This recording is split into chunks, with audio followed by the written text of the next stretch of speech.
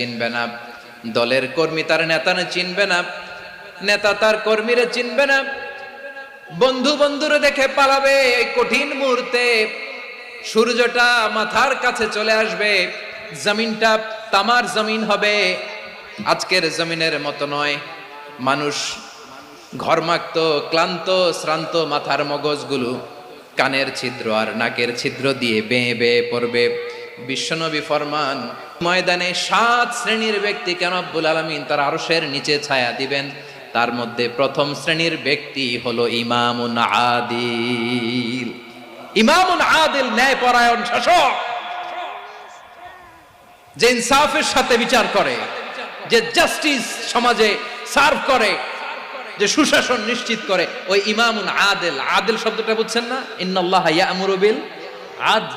পাইছেন? আদিল। 7 শ্রেণীর ব্যক্তিকে আল্লাহ